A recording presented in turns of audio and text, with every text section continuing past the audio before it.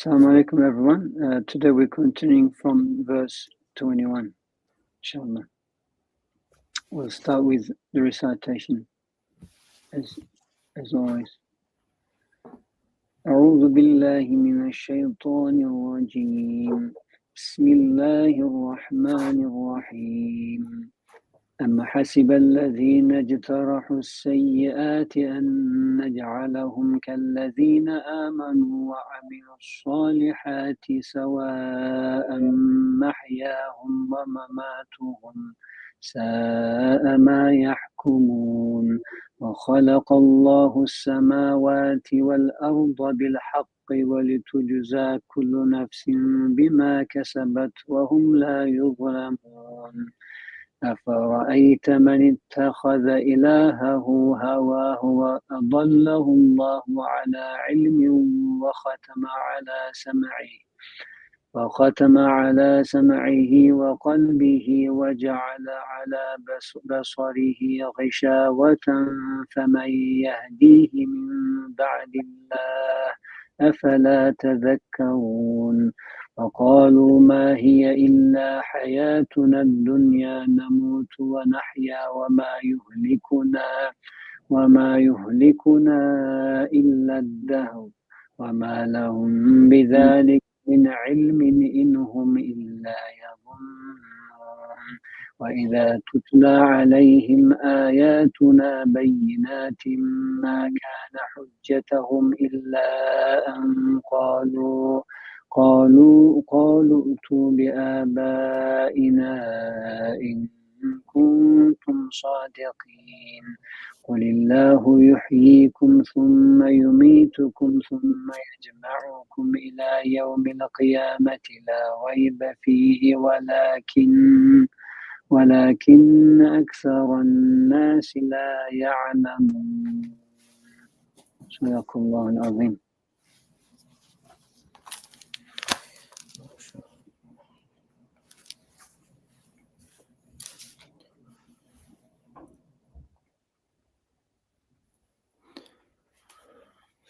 بسم الله.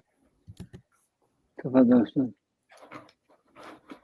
بسم الله الرحمن الرحيم. الحمد لله رب العالمين وصلى الله على سيدنا محمد وعلى آله وصحبه وسلم.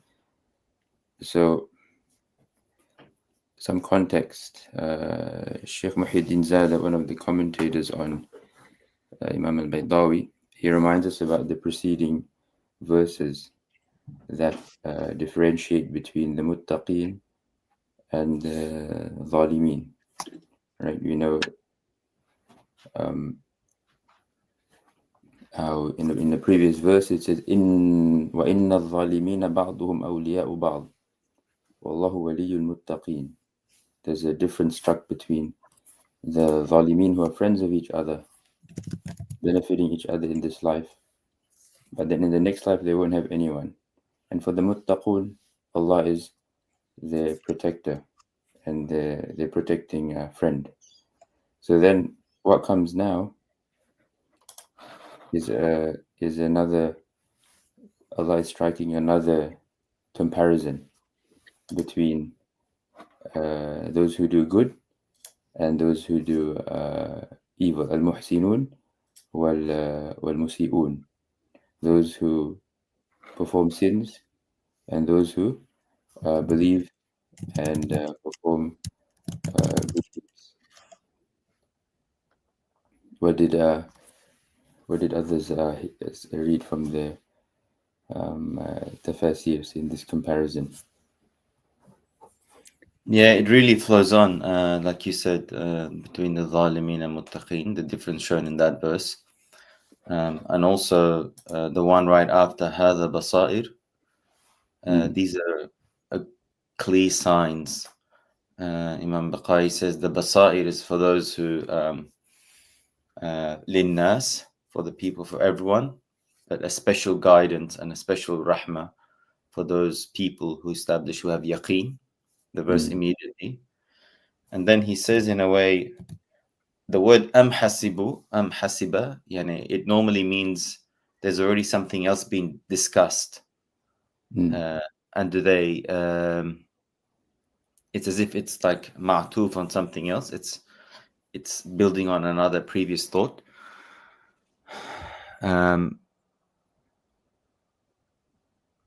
Yeah, because usually, you know, when you have a sentence in Arabic, it's used as an or, as in, you know,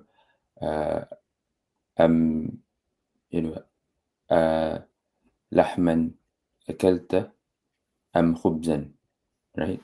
Did you eat meat or did you eat bread? But here, this I think we call this, it's the al-munqati', right? The which is not connected to a question. Although it does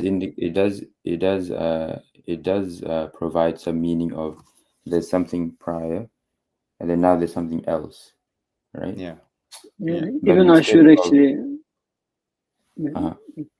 Yeah, sorry, keep going, Ustad. Yeah.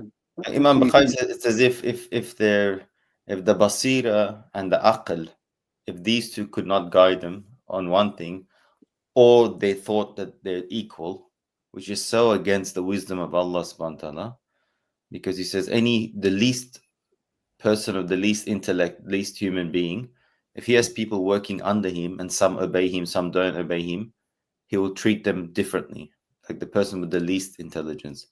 What about the most wise one, the most hakim of all?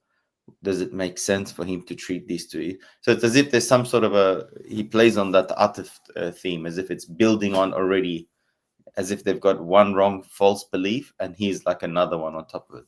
That's what I fully sort of sensed from Imam Bukhari, Allah. Yeah, so I think just building on yours, Mr. Sadiq, it's like Ibn Ashur also talks about how it's a transitional shift with that from what was before, implied before, to like a rhetorical question or of denial. So what he says is that like those people who commit evil deeds, they will not like those who believe, and because here their life and their death is mentioned, so they won't be the same neither in this life nor in the hereafter as well. So kind of, that's the angle he brings to the usage of the word. I'm just sharing the verse, Ustad Ahmed, if you wanted to allow that. Just our brothers listening, they can see it. Yeah. No problem. Yeah, Imam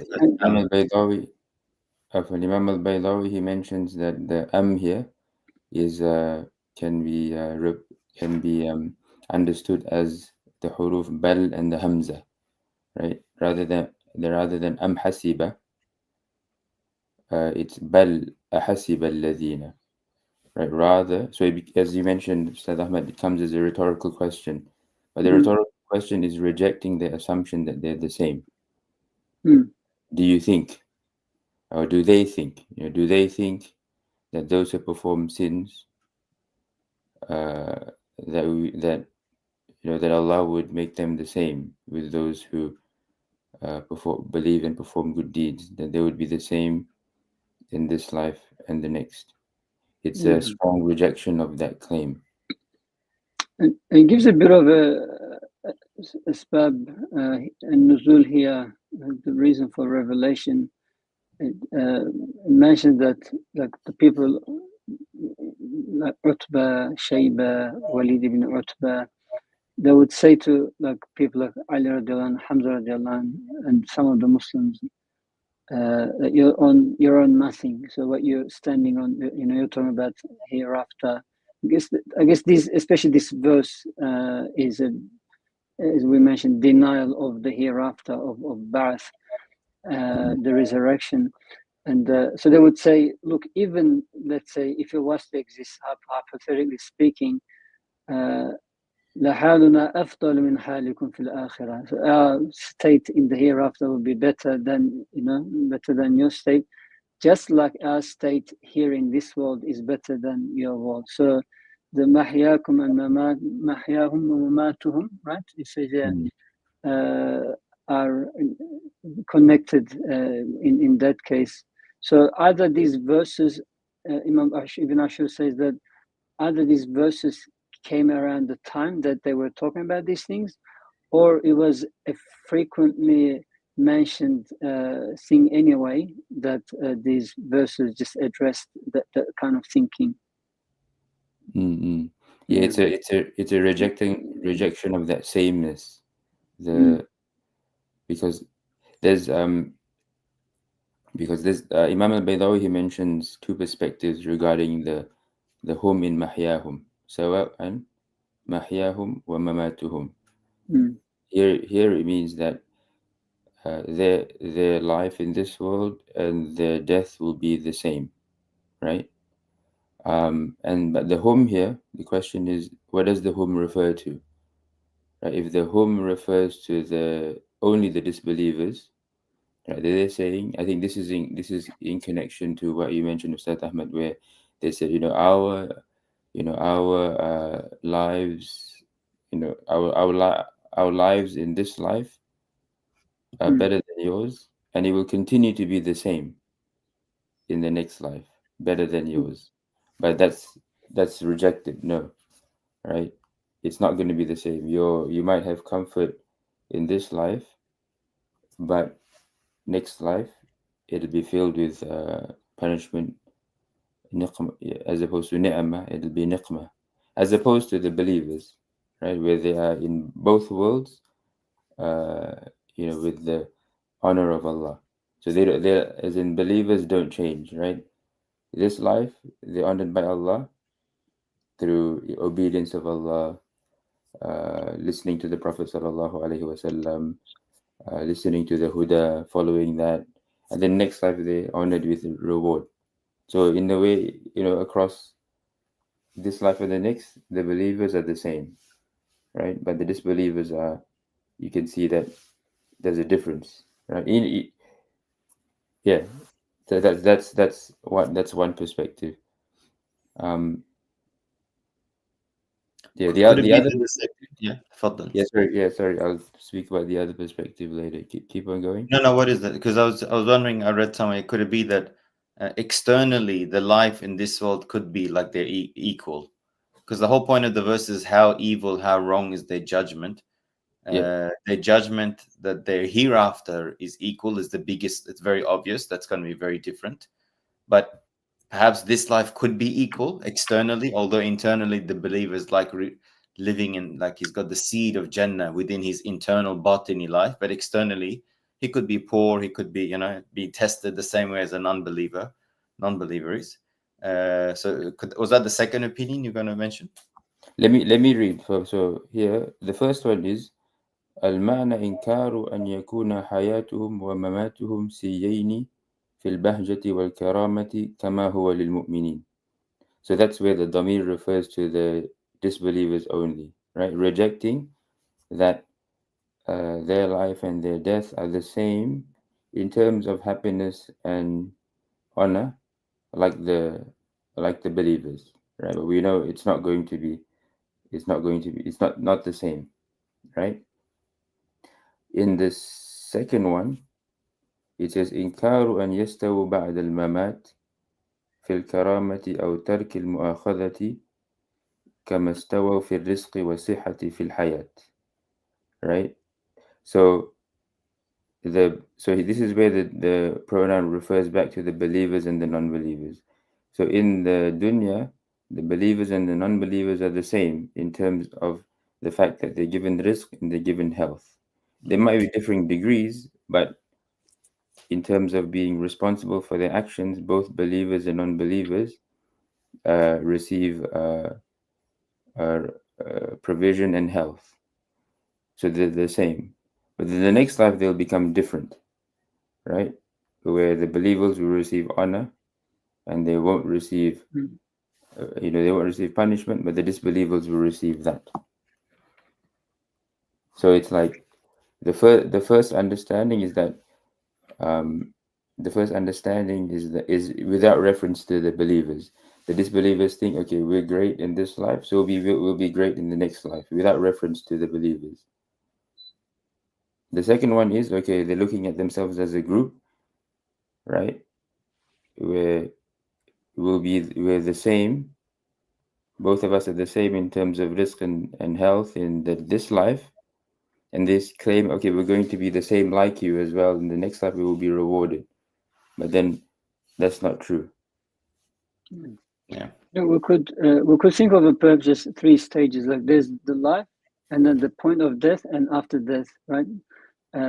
Itself. So, for example, Ibn Ashur talks about at the point of death, the disbelievers, they die in a state of despair from the mercy of Allah, as they don't believe in the resurrection, whereas the believers die in a state of hope, from the mercy of Allah subhanahu wa ta'ala.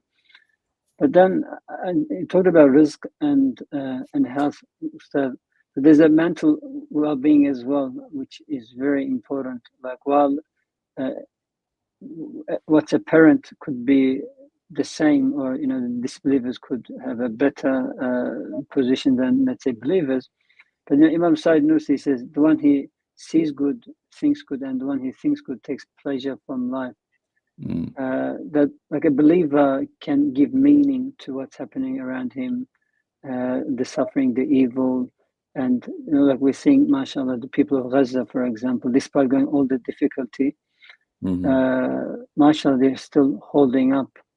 I mean, I'm not too sure if you were to put people of no faith through that, how they would last mentally as well. Like I think that's very important too.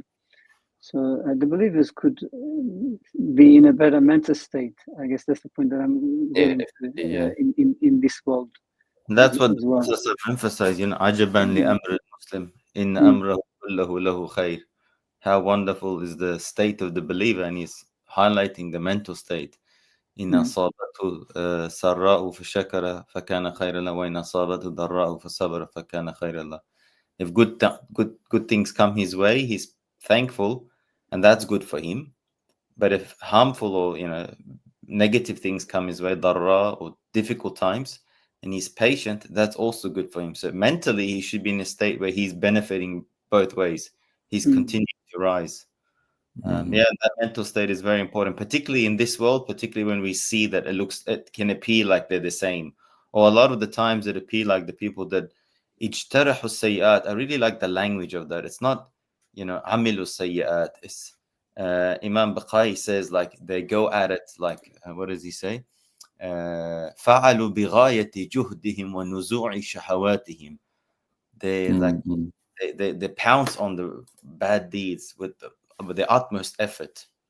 Jarh also is the word for wound. When you so it's there's also jariha. I think jariha is one's limbs, so they perform it with their full, I suppose, accompaniment of all of their limbs. Gives that image. Jawarih, as if it's the limbs of the intention is not even mentioned, as if the aql is missing totally in the niyyah. Like the jawarih. Yeah. There's another verse that uses it. Those who sit still at night, and the actions you commit at daytime. The word is used there too. And then there's the last وهو part of الذي the يتوفاكم بالليل ويعلم ما جرحتم بالنهار. He's the one who takes your souls at nighttime, and he knows what actions you've committed at daytime. ثم يبعثكم فيه, and then he sends your soul back when you wake up. Yani. Yeah. No. And the last verse, the last part of the verse, سَاءَ مَا يَحْكُمُونَ. Right. This is it's interesting. Sa'a could be taken as a normal verb, where it's just informing, this judgment which they've made is a bad judgment. But it can also give the meaning of a form of ta'ajjub, as in it's an expression of how horrible or how misguided is this judgment that they've made. That they how could they ever consider these disbelievers that they're the same like the believers. And then the next verse, if we can move on, then Allah mentions the dalil, right? What does he say? He mentions evidence to why, how they can't be the same. Right? Because Allah created the heavens and the earth bil-haq, with truth. And this truth, al-haq, also refers to justice. What does Imam al-Baydawi mention? He says, كأنه دليل على الحكم السابق. It's an evidence to what came previously in terms of how they can't be the same. من حيث إن خلق ذلك بالحق المقتضي للعدل يستدعي انتصار المظلوم من الظالم. Right, such that Allah created the heavens and the earth with truth and haqq, which necessitates justice. المقتضي للعدل يستدعي الانتصار المظلوم من الظالم, which invites what? Which invites giving victory to the mazloom taking it from the victory from the one who's oppressed, from the oppressor. And the difference والتفاوت بين المسيء والمحسن إذا لم يكن في المحيا كان بعد الممات.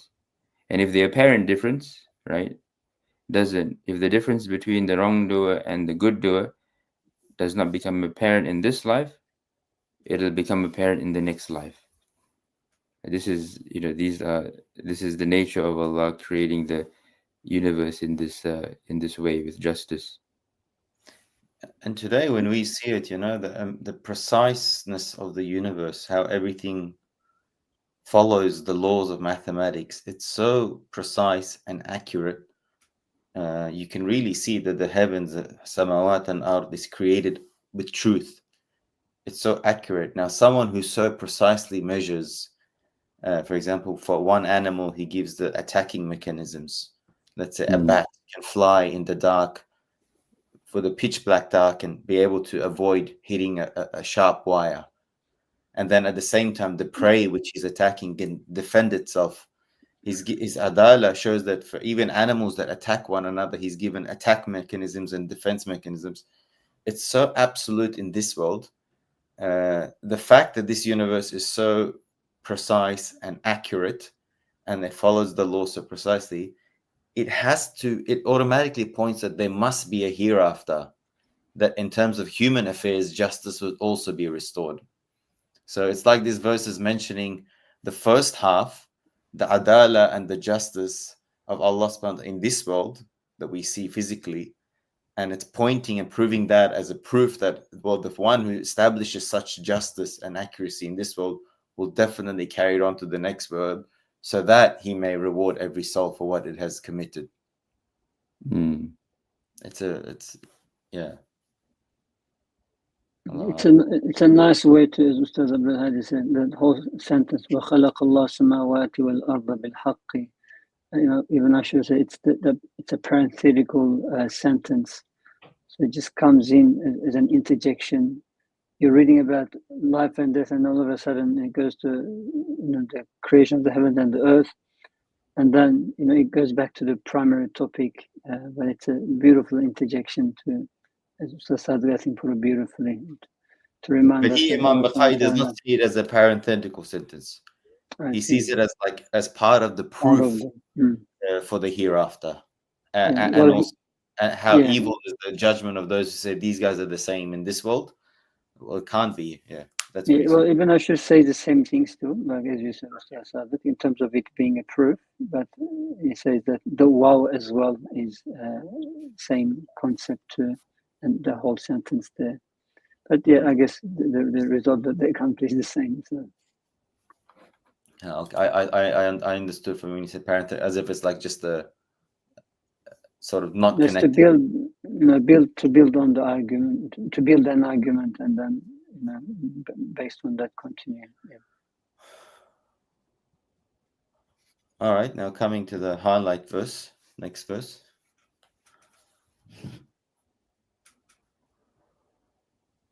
I think this was the verse you mentioned last week, right? You were saying. Yes, very scary verse. Do you want to share your screen? Let me get it ready. I can. Have you seen the one, right? He's saying. Yeah. Sorry. we've seen the one who takes his desires as his God. His desires as God. Yeah, like it's so obvious that you've seen them, you can see them, like that their state. And man ittakhadha ilahu, he tries his hardest to take his desires as his God. Although it says desires as his God, God is mentioned first before desires. And Imam Baqai says, in a way, like they've taken it to such a level that if it had said it the other way around, it might have somehow assumed that, well, eventually he's taking him as a type of God. But the whole concept of Godhead is removed, and all that's left is his desires.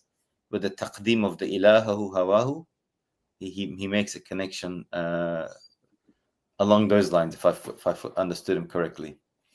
There's it's related to in Ilm al-Bayan, it speaks about the tashbih, right?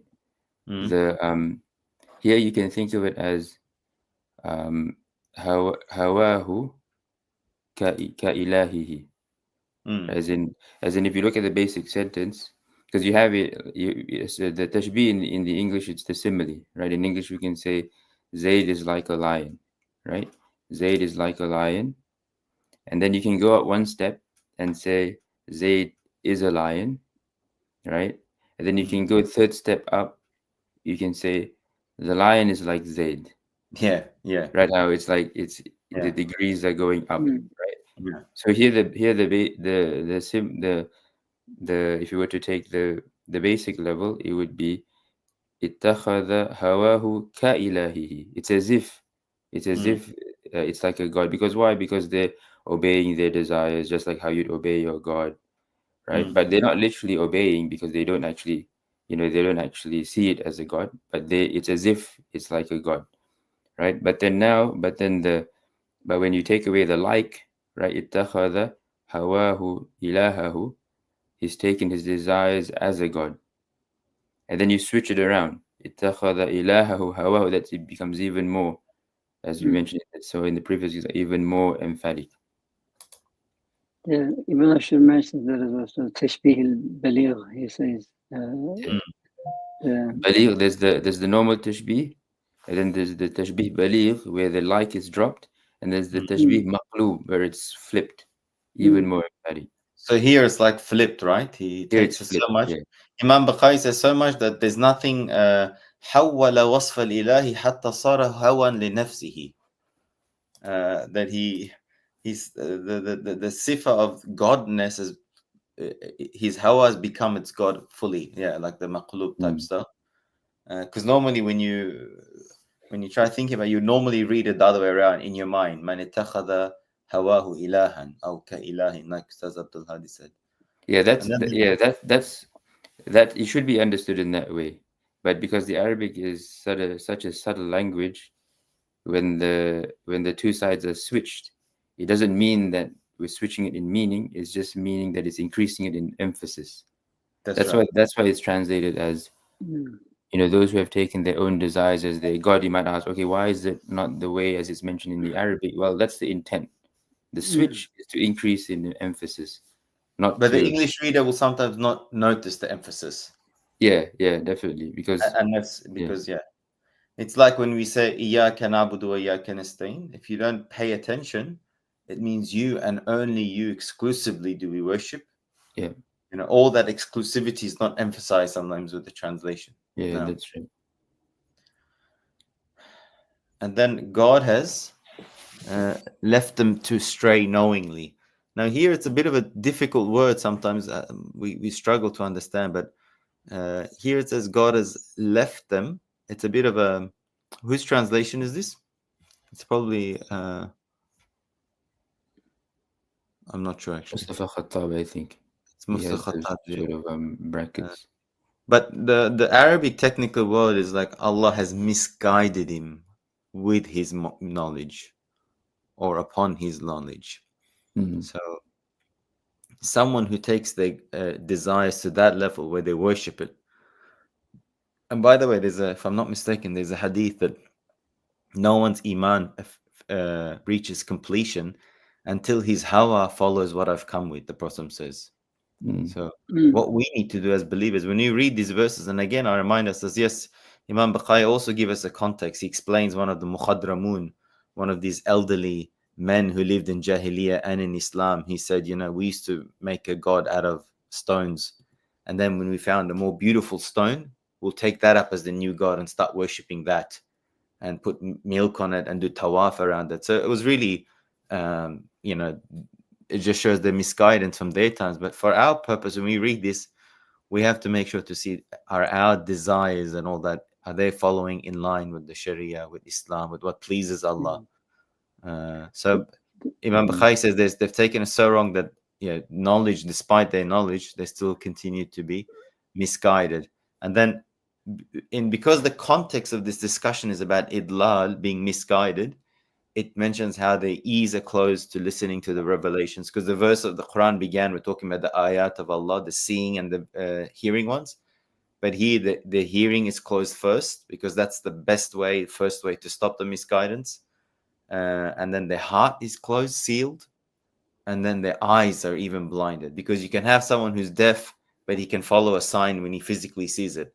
Or even if his heart's blind, at least his eyes can stop him.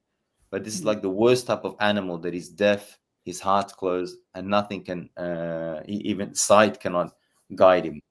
And then hence, who can guide him after Allah? Like, in the early years of reading the Quran, when you hear about these verses that Allah has misguided them, you're like, why would Allah subhanahu wa ta'ala misguide people, right? So that comes to mind. But then it's like the context of this verse as well. We've just been talking about how the verse itself, as you explained it very nicely, how there's extra emphasis on these people persistently taking their desires on and Ibn Ashur mentioned that they're persistent in taking their desires as their God. So that's when Allah subhanahu wa ta'ala actually closes doors of guidance for them, because they're so persistent on their way.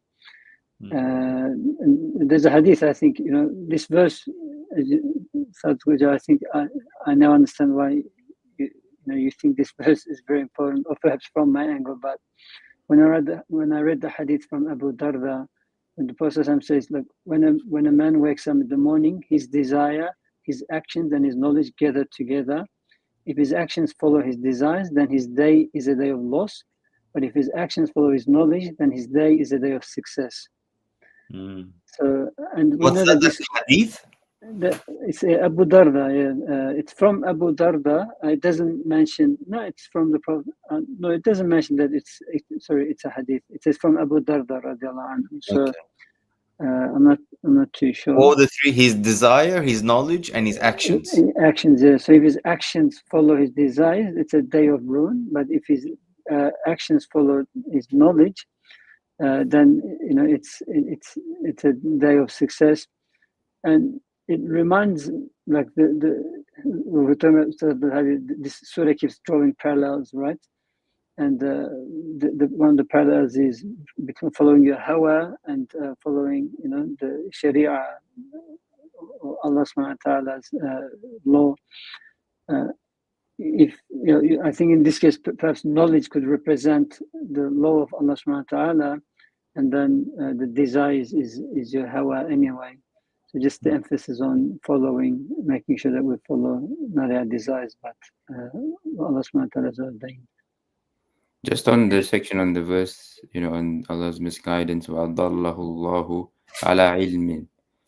Imam al-Baydawi mentions ala ilm here is a hal to the lafdul jalala, as in it's that Allah misguides them based on His knowledge, His knowledge of them, right? Because we know that they're those who so منكس البنية قد انقلب وجهه إلى جهة السفلية, right? It's so that Allah knows, describing their physical states, that they look down towards the ground, as opposed to ولا يرفع رأسه إلى الفضائل الروحانية, right? These people, they don't look up towards the heavens, to that which is angelic and that which is connected to the soul. ولا يقبل هدى الله, and they don't accept the guidance of Allah, right? بل أخلد إلى الأرض واتبع هواه, Right? It's always connected to, there's a choice there, right? As in they've made that choice. The Hudan Linnas, the Quran is a guidance to all people, right? But they've made that choice to cover up and to follow, this hawa, because it can be translated as desires, but it's also connected to the word hawa. Hawa is like air, so it's like even the slightest of whims and desires, they just follow. There's very little control. Something blows in terms of desire, then they follow, right? There's very little reflection, very little thought. When when guidance of Allah comes, they just are. I just want to enjoy my life. I just want to spend my life engrossed in my shahawat. These are the type of people that Allah So, is so he's talking saying about. the ilm refers to God's knowledge here. Yes, exactly. He says here, Okay. "Naam, Okay. qawluhu ala ilmin hal min al jalala." So Okay. it's describing Allah's knowledge. That he doesn't just misguide, right? As Ustad Ahmad mentioned, sometimes people can think, why is Allah doing this? Well, he mentions it here because he knows that the states of these people, that they've chosen misguidance over guidance. And I think it's very relevant to obviously to us today as a further remark, because all we're fighting nowadays is our impulses, which are Yeah. ultimately our desires. Like we're all seeking dopamine, like whether it's on games, social media, or in other ways. But really, the true success, and this is like the science also has shown this research. True success comes from fighting your impulses and acting on your strengthening your willpower and your conscience. Yeah.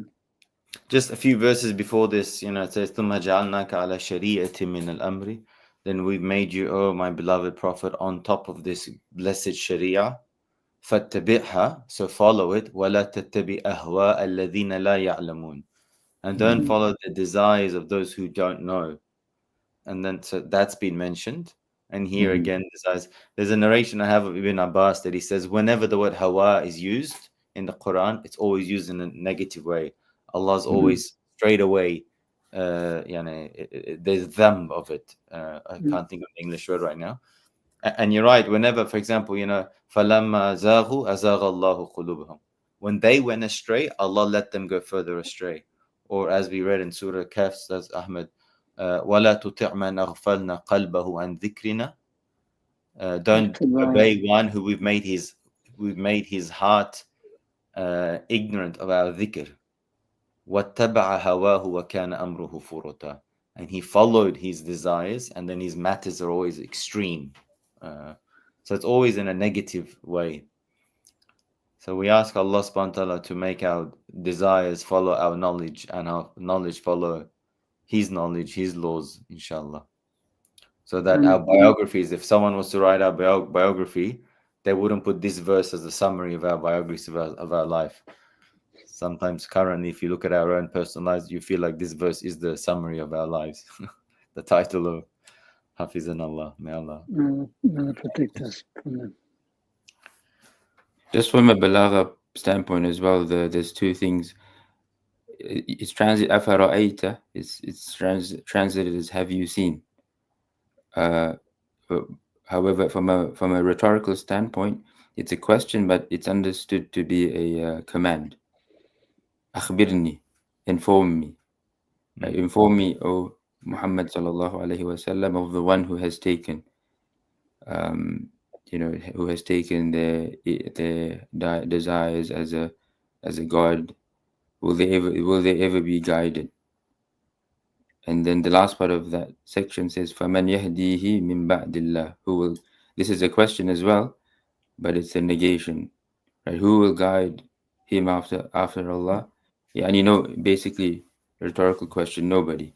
There's nothing left for this person after they've left Allah for their left huda, taraka huda, wattaba'a hawa. They've left their guidance and Allah's guidance and taken on the caprice and whims. Allah protect us. Verse 6 of this surah said, فَبِأَيِّ حَدِيثٍ بَعْدَ اللَّهِ وَآيَاتِهِ يُؤْمِنُونَ. So Yeah, which connect. speech after Allah and His sign would guide them, or would they believe in? And here, in a way, this verse looks to that verse. فَمَنْ يَهْدِيهِ مِنْ بَعْدِ اللَّهِ, who would guide them? Just for the Arabic brothers and sisters, the word hawa, here I've got a quote that says that Asbahani says that he quotes it that hawa, it's the noon, it comes from the word hawan, and hawan mostly means debasement. It says nunul hawani min al hawa masruqatun wa asiru kulli hawan asiru hawan. So the noon of hawan, which is like debasement, has been stolen in the case of hawa. And so every prisoner of hawa is a prisoner of debasement, hawan, along those lines. There's a good question just came online. It says that some people do come back after being misguided through, though. Can we say that there is still hope for those people who are lost but still living? Yeah, of course, al-a'malu bil khawatim, right? The actions are by ends, and we never know, right? Always work with ikhlas. What's the verse? وَالَّذِينَ جَاهَدُوا Fina. وَالَّذِينَ جَاهَدُوا فِينَا لَنَهْدِيَنَّ سُبُلَنَا. Right? Whosoever struggles for our sake, then it will be guided to the paths of Allah. And only a handful of people during the time of the Prophet ﷺ, the Qur'an talked about Abu Lahab, so his fate was certain. Abu Jahl, the Prophet ﷺ gave the news, Utbah, Uqbah, those people, But other than that, only Allah subhanahu wa ta'ala would know who's going to die as a believer or a disbeliever. That's why a lot of scholars too, I think on the other hand, you hear from some very saintly people that they fear their own death, that they might die as a disbeliever. So yeah, complacency is one of the poisons. I think anyone who is has a balance, fear and hope. Fear is always important. Complacency is what the shaitan takes advantage of that. Often, just thought that you were saying something. No, just like the hawa, as long as it says many takhada, like Ustaz Ahmed said, trying very hard to follow it. Once we start realizing that hawa is bad, it's for our danger, it's going to be more dangerous in the hereafter, at least intellectually stop defending it. The worst thing you can do is intellectually defend hawa. Don't use religion to defend your desires. Start blaming ourselves a bit more instead of blaming the world around us. Look at internal problems, and then hopefully try to seek knowledge at the same time and make our hearts follow the knowledge and start dreaming of things. And it's a matter of weaning. Imam Busiri says, وَالنَّفْسُ كَالطِّفْلِ إِن تُهْمِلْهُ شَبَّ عَلَى حُبِّ الرَّضَاعِ وَإِن تَفْطِمْهُ يَنْفَطِمِ. The nafs is like a little baby. If you leave it alone, it will just continue drinking the milk of the mother. But if you wean it, it will become weaned. So we have to just wean ourselves, inshallah, out of following these desires. Those arrogant, when I should mention actually, when Adallallahu mentioned that the people who had arrogant intellects, Allah subhanahu wa ta'ala misguided them, as part of a package. There's other things as well. Yeah. As you said, something that we need to be very... What's his name? Qarun. What does he say? Utituhu ala ilmin. He has all this knowledge. He has all this wealth, and he goes, I've been given it based on my knowledge. I've deserved this. And it's that complacency and that deserve, taking ownership of knowledge. Whereas the angels has been, La ilma lana illa ma 'allamtana. We have no knowledge except for any knowledge that Allah Himself teaches us. I think we need to differentiate between the normal human, where what I mean by the normal human is the an-nafs al-ammara bis-su'. We always have, right? We have the self that commands to evil, right? And then we also have the nafs al-lawwama that we realize this nafs that exists that commands to evil. Then we come to a realization and we start looking at ourselves and blaming ourselves, not in a disparaging way, but to grow. So this is a good state to be in, as opposed to these people mentioned in the verse, right? Is Sadiq, you mentioned this ittakhadha, their efforts are really towards following their desires, right? They've covered up, and you see as well, right?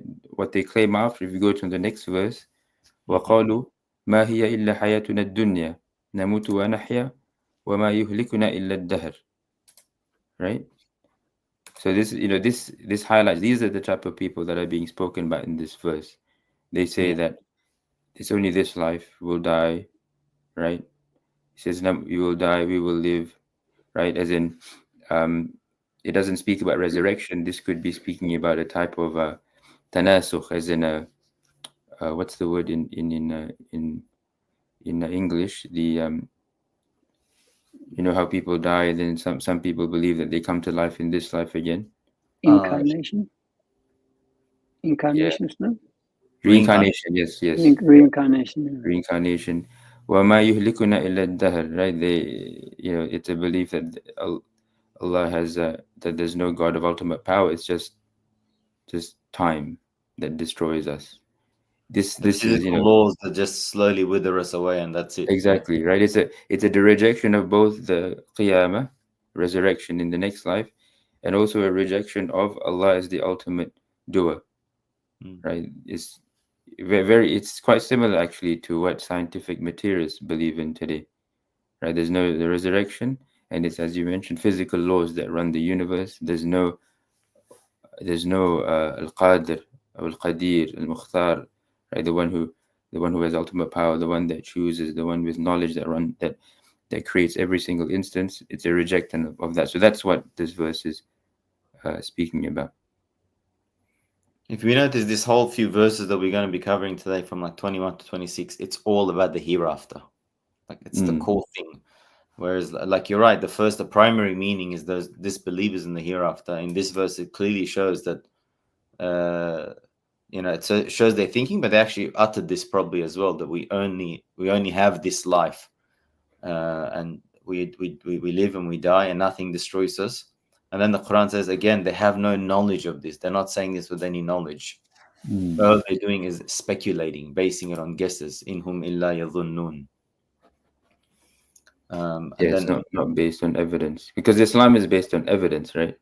In fact, sometimes a lot of arguments that atheists bring up to do with the falsity of religion, it's based on we can't really know. They'll say things like that, right? You know how Richard Dawkins has the argument of the unicorn in the basement, right? He says, if you believe in God, it's like believing in a unicorn in the basement.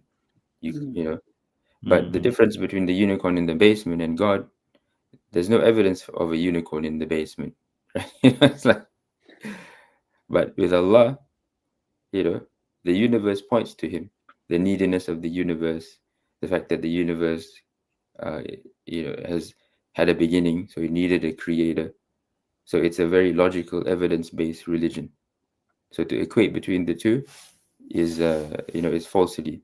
And this is what the Qurayshi disbelievers would do as well, right? We can't know, we don't know for sure, and then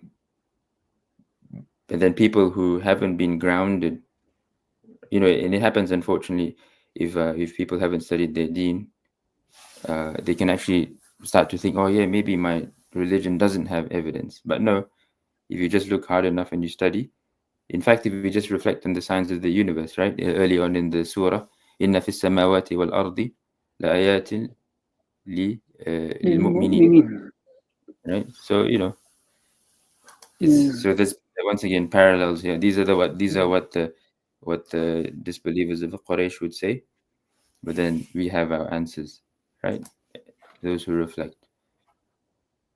Sometimes Shaitan puts doubts in your mind, or just throws here and there something for you to grapple with. But we have, as you sort of said, we have thousands and thousands of evidences around us. If you want to, the Quran itself, what the Quran has, the universe, the Prophet Sallallahu Alaihi Wasallam, like all these are really evidences for us. But I sometimes think that I don't, like you mentioned Richard Dawkins.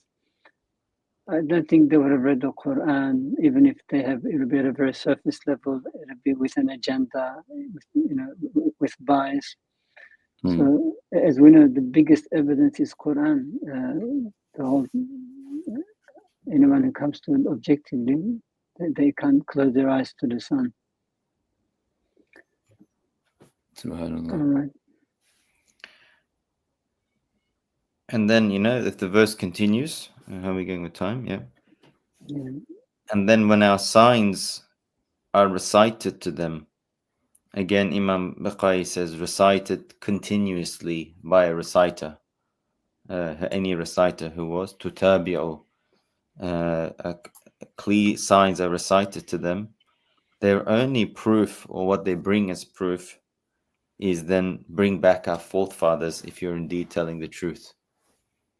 So they actually go beyond that. It's not only that they deny the hereafter, they actually make it sort of a tahaddi to the Prophet ﷺ and the Muslims to bring back the dead if what you're telling is the truth. Even though when the prophets did come and brought back the dead, like Isa alayhi salam, those whose hearts were hardened, that did not bring him any, didn't soften their hearts. But that's the argument. And for me, what I find the most ridiculous thing is they're denying the hereafter. Normally should be because whether God is capable of doing it or not. But their proof is, can you bring back the dead? So the human beings affirming resurrection. incapability of bringing back, they're using it as an argument to prove God's incapability of bringing back. So again, you feel like saying, Sa'a ma yahkumun. How evil, how bad is the judgment of qiyas? You can even reflect, right? As in, okay, the argument is, bring back our forefathers, right? But the thing is that if the Prophet ﷺ didn't do it, it doesn't mean anything.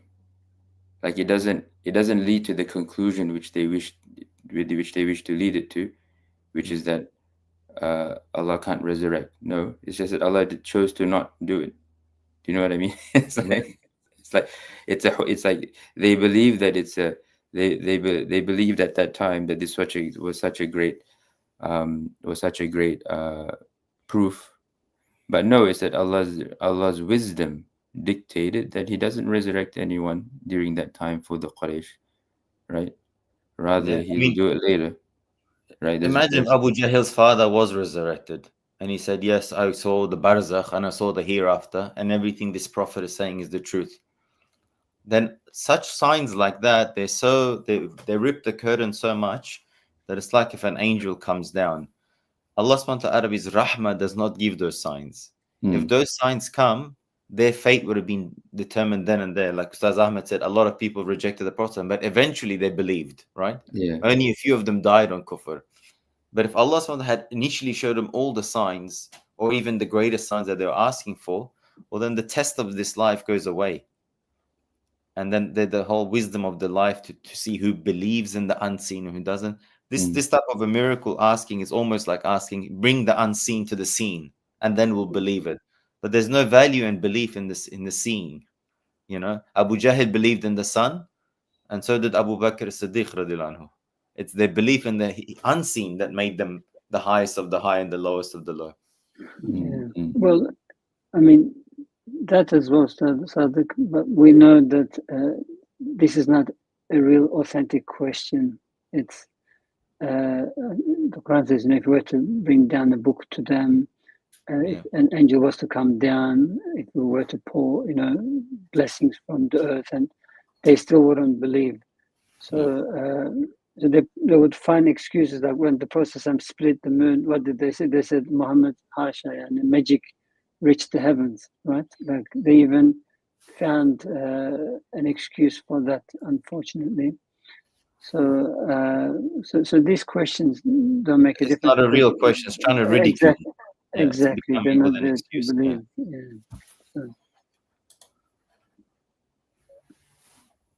Okay, should we go to the last verse, maybe? No. This verse mirrors the rejection, right? They rejected the resurrection and they rejected Allah's power. But then here it responds that no. قُلِ اللَّهُ يُحْيِيكُمْ ثم يميتكم ثم يجمعكم إلى يوم القيامة لا ريب فيه. Right? It begins, no, Allah is not the dahr. Right? It responds to the first claim. Allah is the one with ultimate power. He gives life, He gives death. And as well, if He can give life and he can give death, then He can do it again on the Day of Judgment. Right? So it affirms both Allah's power and as well the resurrection, which were the two things which they rejected. So we can see that mirroring here as well in this verse. And they're asking for something at a very base level. Show us a sign that's so clear that forces us to believe.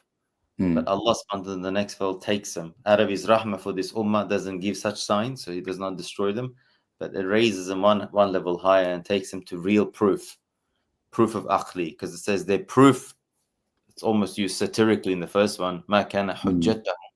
But here the real proof is used, that the one that gives you life the first time will give you death and then collect you all back together, which there's no doubt. Imam Baqai says that, like, فَرَفَعَهُمْ عَنِ الْحِسِّ إِلَى تَدْرِيبَ عَلَى الْحُجَّةِ الْعَقْلِيَّةِ. But they really did struggle with it. You know, they came to the Prophet with bones. Would God give life to these bones that are gone? It's as if they had to physically see it. They were so caught up on that.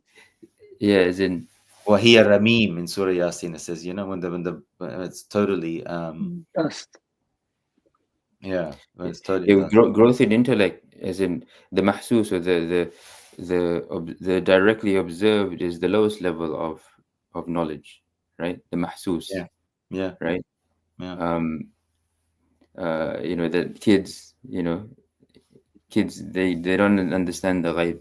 When, as in when we have a baby, when the mother leaves the room, the baby starts to cry because he or she believes that the mom has disappeared, because it can't be observed, right? But then as we grow in our intellects, right, we start to be able to, the child starts to be able to understand that, okay, when the mom leaves the room, she hasn't disappeared, she still exists, And then as we grow in intellects, then from the mahsus, from the observed, comes the ma'qul, right, that which is intelligible, right? And this is, as you said, it's really nice point, right? To extrapolate new information is from the intelligible. It's not from the observable physical world.